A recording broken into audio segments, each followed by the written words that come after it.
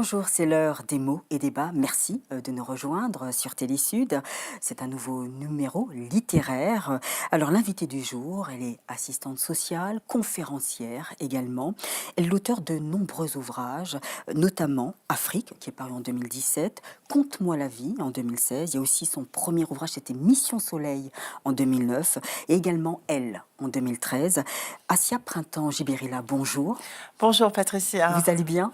très bien, mais quand je suis avec vous, je vais toujours très bien. Eh bien, moi aussi, je suis contente de vous revoir. En tout cas, merci beaucoup, hein. Vous acceptez à chaque fois notre invitation. Merci beaucoup. Merci de m'inviter en tout cas. Alors là, il y a un nouvel opus. Oui.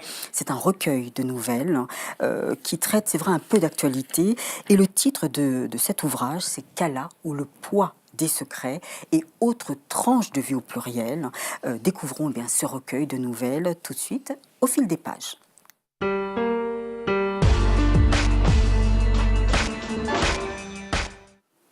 Asia Printemps, c'est très beau, même si nous sommes hélas en plein hiver. Alors, vous relatez justement dans ce cas-là où le poids du secret et autres tranches de vie, vous relatez des faits, des faits divers, l'actualité que nous voyons, que nous côtoyons malheureusement. Alors, je vais commencer par cette première nouvelle. Ça s'intitule À l'heure des bombes. Et là, on ne sait pas où nous sommes. Est-ce que c'est en Afrique? Est-ce que c'est en Europe? Est-ce que c'est au Moyen-Orient? Mais on devine peut-être la Syrie grâce à cet article que vous mettez en fin de cette Enfin, nouvelle. Donc c'est une jeune femme qui travaille dans un cabinet d'avocats et petit à petit elle s'aperçoit que dans cette ville, les gens commencent à devenir la mine renfrognée, il se passe des groupuscules commencent à prendre possession de cette ville, prendre otage les gens et imposer leurs lois selon le Coran. Pourquoi aborder ce thème dans votre nouvelle? en fait, c'est un thème qui me touche beaucoup parce que finalement, il est présent dans différents continents. Il est présent en Europe, il est présent en France. Nous, on le vit par le biais des attentats et il est présent en Afrique. Et j'aime à dire, hélas, qu'un fait d'actualité chasse l'autre. Et je pense que si nous, auteurs, si nous, écrivains, on n'est pas là pour garder mémoire de ces choses-là, ça s'efface un peu. Et puis parce que je m'imagine, moi, à un moment donné, vivre ce genre de situation. D'ailleurs, je l'ai déjà vécu puisque j'ai vécu un coup d'État. Comment je réagirais? Et c'est aussi une façon, en fait, de, comment dire, de permettre à une certaine tranche de population ou à des gens qui oublient que ça existe et qu'il faut le rappeler. Alors, il y a à cette histoire, donc comme je disais, cette annexe, vous parlez de la crise en Syrie et donc vous relatez l'histoire de Zineb. Qu'est-ce qui vous a touché dans cette histoire de Zineb? Bah, je suis maman. Je suis maman. Je vous l'ai dit tout à l'heure, j'ai vécu un coup d'État. Et puis, en fait, toutes ces histoires, par exemple, même celle de Zineb, il faut les lire, bien sûr, mais il faut imaginer que je puisse être un caméraman. Donc, je suis cette femme dans son parcours, en fait, dans le chaos, puisque la ville est complètement démolie. Et en fait, cette lettre, c'est un testament. C'est un testament parce qu'à un moment donné, tout est détruit, elle ne sait plus où elle est totalement perdue. Et elle pense à ses enfants, elle pense notamment à son fils.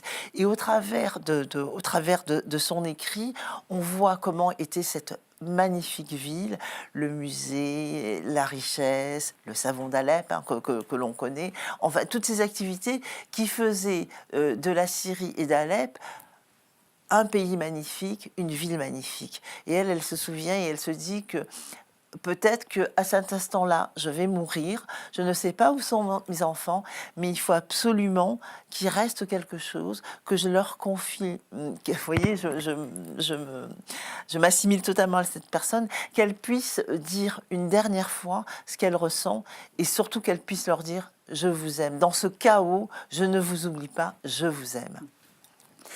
Il y a cette nouvelle également, opus des années 60. Alors là, on voit une sorte de perquisition, bah, bien sûr pas du tout autorisée, c'est une milice aussi religieuse qui débarque chez une femme, une jeune femme, et lors de cette perquisition non autorisée, Elle tombe sur une lettre, en fin de compte, d'un homme qu'elle avait connu en Europe. Et elle dit, oh, heureusement que cette milice n'est pas tombée sur ce courrier. Alors en fait, ça n'est pas. Donc c'est vrai, il y a l'ingérence de cette milice non Oui. autorisée, je dirais même milice religieuse, parce que Oui. c'est bien le fait qu'elle soit religieuse que c'est encore plus compliqué. En fait, elle tombe sur un petit livre Oui. des années 60 qui, voilà. Et en retrouvant ce livre, elle se rappelle quand même qu'à un moment donné, dans sa vie, elle a été une femme libre, qu'elle a eu la possibilité, par exemple, de se couper les cheveux, d'aller un soir chez des amis, discuter en buvant un coup, comme le font tous les jeunes.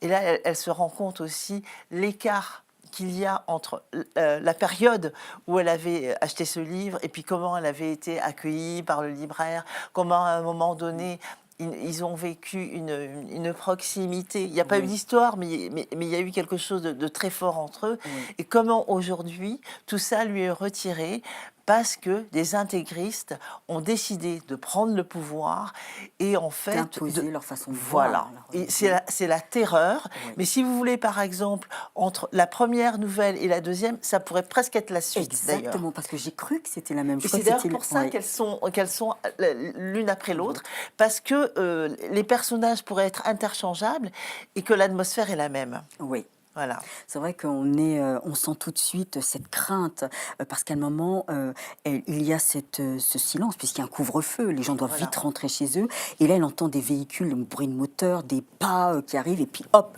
ça frappe à sa porte. Donc on sent tout ce suspense, ce drame, quoi. Oui, parce qu'elle sait, son cœur se serre, elle sait qu'à un moment donné, et puis elle n'est qu'une femme, hein, donc elle va devenir une espèce de chose que l'on peut piétiner. D'ailleurs, elle se sent piétinée, on bouscule tout chez elle, on lui arrache sa chaîne, Oui. on lui dit en gros, mais de toute façon, tais-toi, tu es une femme. Et c'est une façon, enfin vous me connaissez Patricia, vous savez que j'aime bien parler du droit des femmes ou du manque de droit des femmes.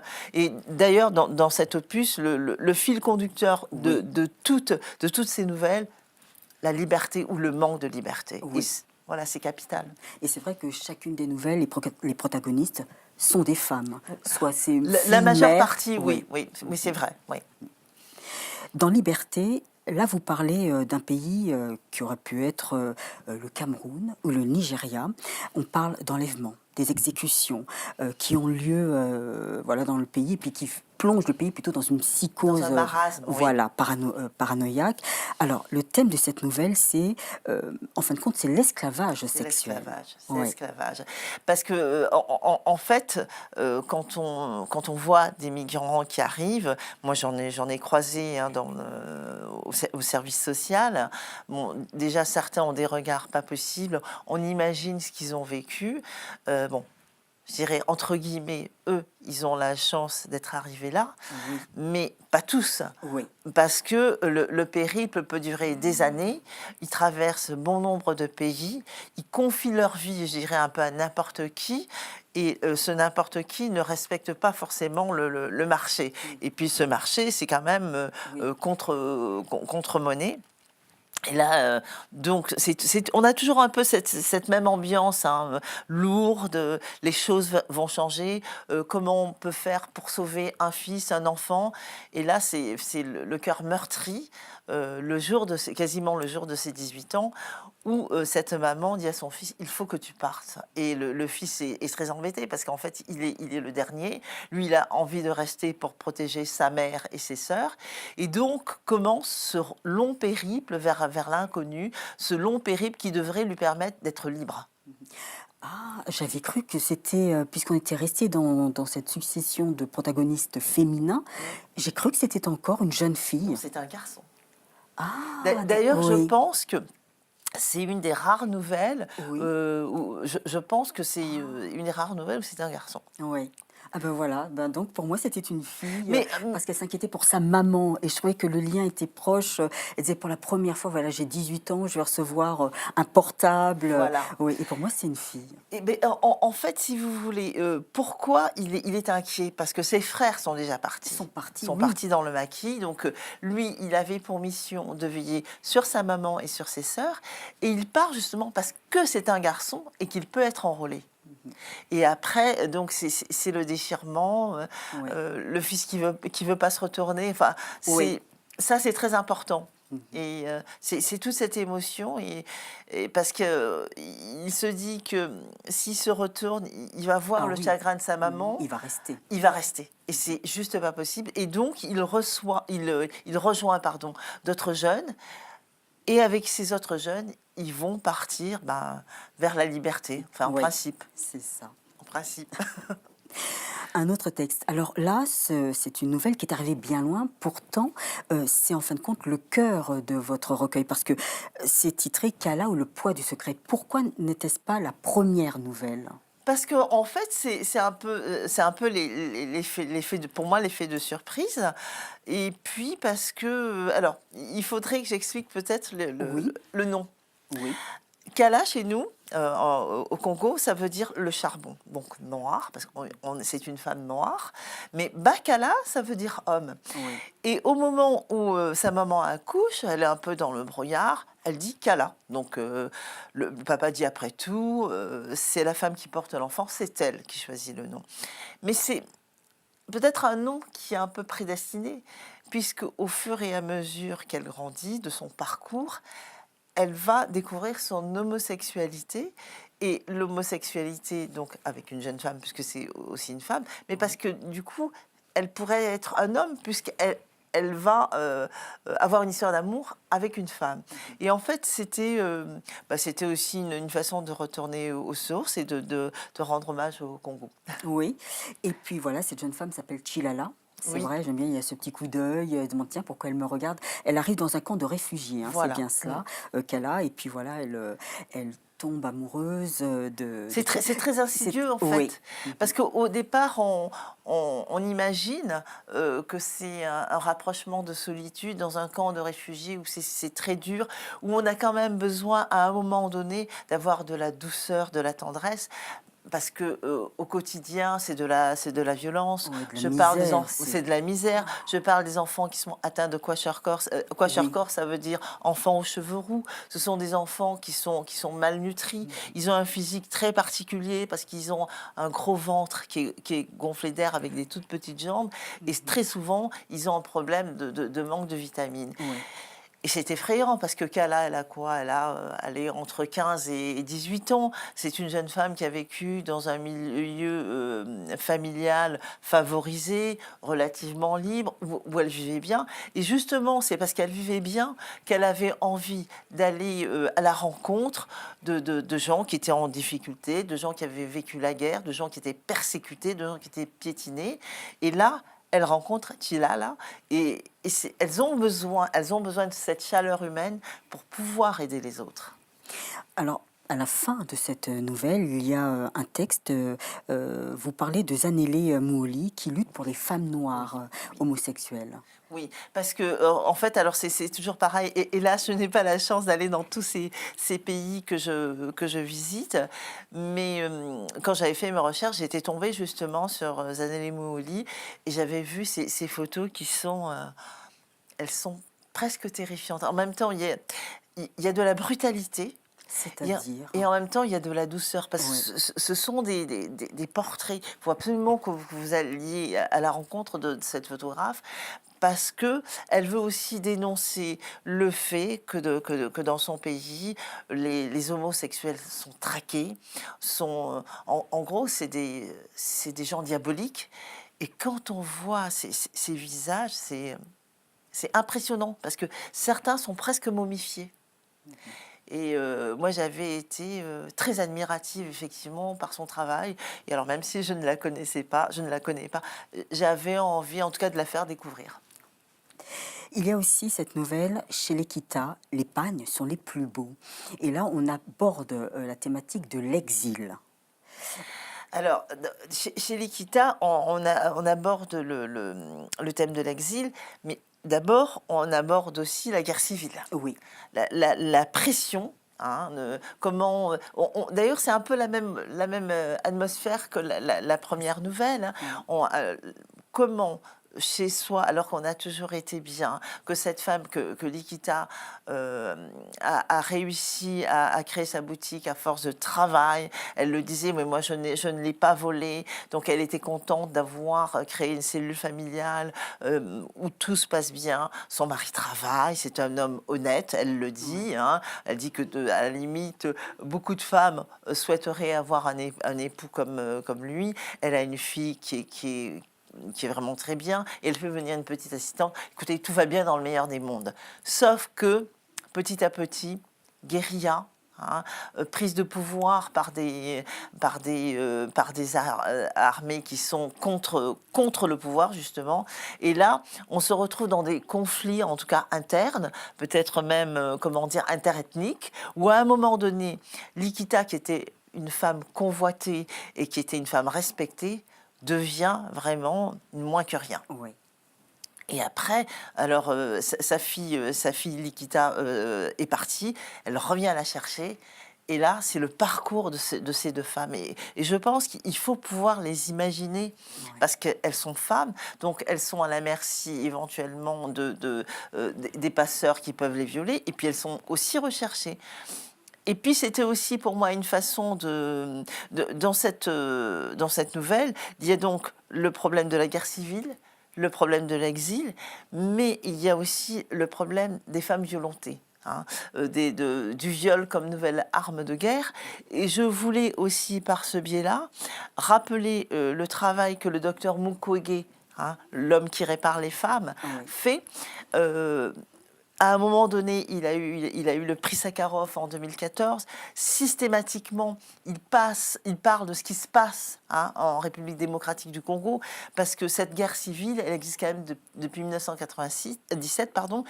Et aujourd'hui, il a eu le prix Nobel de la paix aux côtés de Nadia Samir. Et vous voyez, j'ai beaucoup de frissons parce que c'est vraiment quelqu'un que j'admire. Et s'il n'était pas là, je pense que ces femmes n'existeraient pas. Et malheureusement, il est menacé de mort. Il est toujours menacé. Ouais. À un moment donné, il avait quitté la RDC. Oui. Ce sont les femmes qui ont cotisé, comme on dit, petit sou par petit sou, pour le faire revenir. Moi j'ai encore revu il n'y a pas longtemps L'homme qui répare les femmes. Je suis juste touchée. Je suis juste touchée parce que c'est en RDC, mais c'est tout le continent africain qui est touché. Merci beaucoup. Il y a d'autres nouvelles, hein, bien sûr. On parlait de la prostitution également, même de la maladie Alzheimer également. On parlait de l'Inde aussi, des différentes castes. En Australie aussi, où il y a un couple qui va fuir les traditions ancestrales pour pouvoir vivre leur amour pleinement. En tout cas, merci beaucoup à Assia Printemps Djibirila de nous avoir fait découvrir ces cas-là où le poids du secret et autres tranches de vie. Merci. Nous allons passer tout de suite à Carte sur table.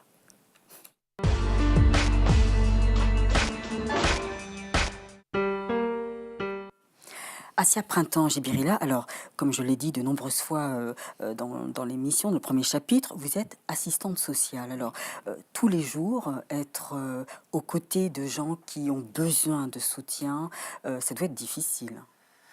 Je dois avouer que ça n'est pas facile, mais il y a un échange humain aussi. Parce que moi, ça me rappelle que je suis une privilégiée. Voilà, hein, mais qu'eux ont des difficultés. Mais parfois, vous ne pouvez pas imaginer la force qu'ils peuvent vous donner. Moi, je suis toujours admirative parce que certains sont des gens debout.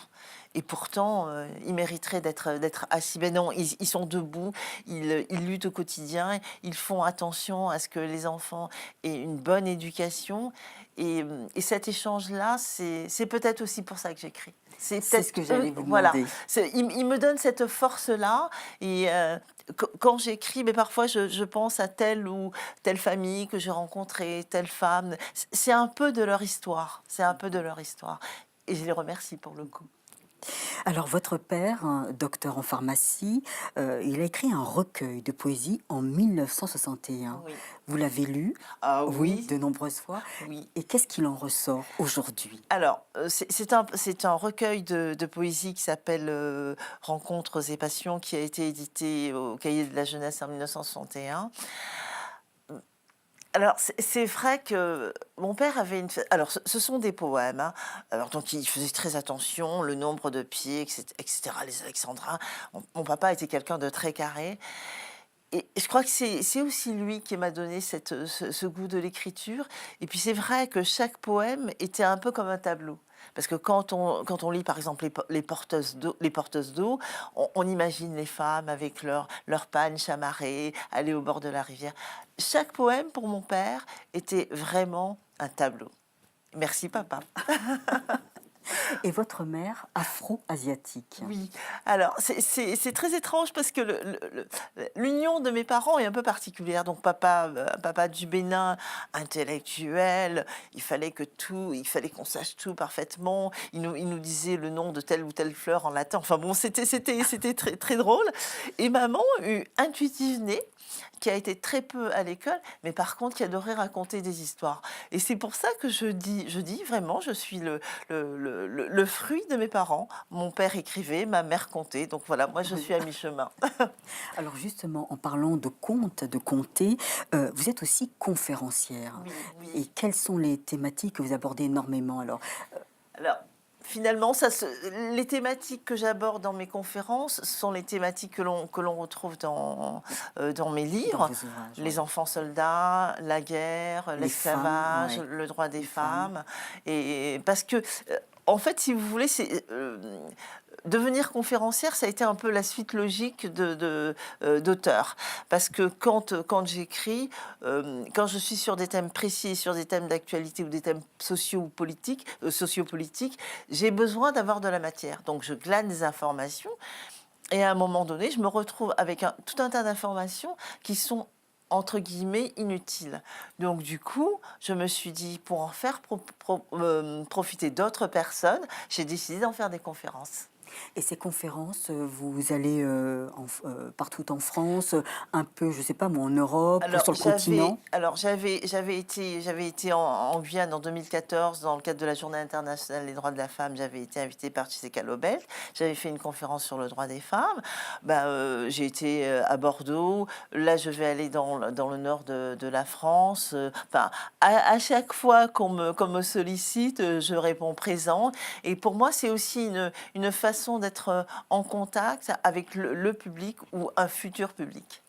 C'est pas effrayant parce que l'écrivain est isolé dans sa pièce, il se concentre, il est avec sa page blanche, il se démène.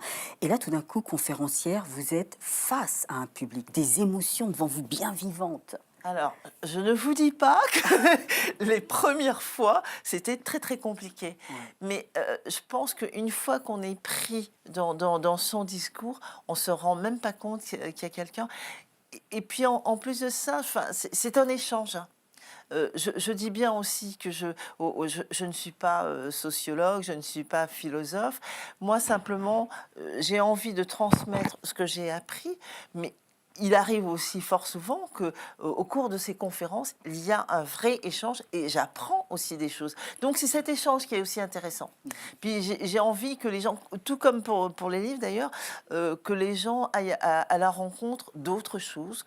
Ou si j'ai semé la petite graine qui permet d'aller chercher une information, je suis contente. Très bien, merci beaucoup Assia Printemps Jibirila pour cette deuxième partie d'émission. Nous allons passer à la dernière partie, hélas, le coup de cœur.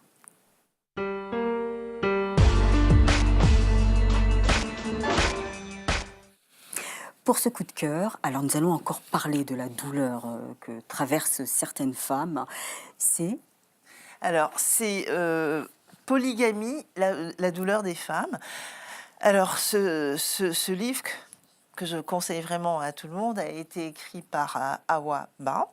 Ce qu'il faut savoir, c'est qu'elle est à la tête d'une association de lutte contre la polygamie et que toutes les ventes de ce livre vont pour cette association pour lutter contre la polygamie. Alors, elle met, je dirais de façon très modeste, essai. Moi, je dirais plutôt que ce livre est un plaidoyer contre la polygamie. Awa Ba est d'origine sénégalaise. Il y a quelques histoires, quelques nouvelles. Il faut savoir que c'est quelque chose qui la touche de près, puisque c'est un hommage à sa sœur qui a été mariée à un polygame et qui en est décédée. Hawa, quant à elle, à un moment donné, elle le raconte, hein, elle raconte, parce que ce sont aussi des témoignages, qu'elle a pu échapper à la polygamie parce qu'elle s'est battue, parce qu'elle a fait la grève de la faim. Tout ça pour montrer que cette polygamie qui existe en Afrique, et pas que, est vraiment une réelle violence faite aux femmes, mais pas seulement, parce qu'elle est faite aussi aux enfants. Mais bien sûr. Parce qu'il y a des conflits entre épouses, coépouses, entre enfants. Oui. Il y a je dirais, des maltraitances parce que à un moment donné, la première est délaissée pour la seconde. Du coup, les enfants de la première sont aussi délaissés. C'est un vrai drame au quotidien. Et Hawa se bat pour que cette polygamie soit arrêtée. En plus de ça, elle donne un certain nombre de références juridiques pour savoir ce qu'on peut faire. Mais c'est vrai que les bigames ou les polygames ont des astuces pas possibles pour pouvoir, par exemple, certains sont mariés en Afrique, ils sont mariés ici, Oui. mais étant donné que le mariage en Afrique n'est pas légalisé ici, officiellement, ils ne sont pas bigames. Mais la polygamie ou la douleur des femmes, c'est vraiment... Enfin, moi, j'ai été très touchée parce que ça continue. On est au 21e siècle. Heureusement qu'il y a des femmes comme Awaba pour parler de cette problématique, pour l'écrire et pour régulièrement faire des conférences d'information sur ce sujet. Vraiment, la polygamie, la douleur des femmes, à conseiller et à mettre entre toutes les mains. Et puis merci Hawa surtout, merci de l'avoir fait. Certaines femmes peuvent justement refuser cette polygamie, dire à son mari, il est hors de question. Alors C'est justement, autorisé, elle oui. pose, votre question est très pertinente parce qu'elle pose la question du refus. C'est-à-dire que certaines femmes disent qu'elles ont accepté la polygamie, ça leur convient. Pourquoi pas? Après Oui. tout, si entre les femmes, elles arrivent à s'entendre. Parce qu'il arrive que certaines coépouses se disent, bon, finalement, on est un peu dans le même panier, on va être solidaires. Il faudrait que la polygamie puisse être un choix. C'est-à-dire que si effectivement on n'a pas envie d'être marié quand on a 15 ou 20 ans, d'être marié à un monsieur qui a 50 ans, parce que c'est ça aussi, qu'on puisse le refuser. Si effectivement on se dit que c'est ainsi, on se soumet à la tradition, on l'accepte, pourquoi pas? Mais si on n'a pas envie, il est quand même terrible, justement, Hawa, pour échapper à ça, elle a été quand même jusqu'à faire la grève de la faim, elle a failli en mourir, et à ce moment-là, sa maman s'est dit, non, c'est pas possible, ma fille ne va pas mourir. Donc il faudrait que ça puisse être un choix pour les femmes qui estiment que, pourquoi pas? Mais ce n'est pas un choix, c'est ça le problème. Bien sûr, et puis bien sûr, c'est toujours un plaisir pour ces messieurs, puisqu'ils peuvent au moins profiter pleinement de leur jouissance. Et puis ça leur donne un statut d'homme roi. Oui, Voilà, donc il n'y a pas de souci. Alors aujourd'hui c'est Mariama, demain ça va être Assia, après-demain Khadija. Mais ce qu'il y a aussi, c'est que les femmes se battent entre elles. oui, oui. Est-ce que c'est vraiment nécessaire de se battre pour un homme, mesdames? C'était une petite parenthèse. Eh bien, très bien, réfléchissez, mesdames. Eh bien, merci beaucoup, Assia Printemps Jibirila, de nous avoir présenté votre coup de cœur, la polygamie, la douleur des femmes. Et puis aussi, vous nous avez présenté votre nouvelle parution, dernier ouvrage, Kala, ou le poids du secret et autres tranches de vie. Merci beaucoup. J'ai Oui. juste une petite chose à dire. Comment, justement, trouver votre ouvrage? Alors, déjà, une chose, ça a été pour moi une grande première parce que c'est de l'auto-édition, Oui. c'est-à-dire que je l'ai écrit, je l'ai réalisé. J'ai pu aussi le faire parce que j'ai eu la chance d'avoir 2 correcteurs de choix. Donc, à cet effet, je remercie mon frère Dinji Birila, voilà, mon frère aîné, et ma marraine, Jacqueline Ramblier. Et si on veut trouver cet ouvrage, il suffit juste d'aller sur mon site http://assia-du6 printemps-du6 jibirila.webnode.fr. Je l'ai dit à peu près correctement. Merci beaucoup. Merci Assia. beaucoup, Patricia. Merci. Revenez quand vous voulez, en tout cas. Oh, avec plaisir. Et puis quant à vous, mes chers complices, merci beaucoup. Encore merci de votre fidélité si précieuse. On se retrouve la semaine prochaine avec un autre auteur, bien sûr, bourré de talent. Merci beaucoup, au revoir et à bientôt.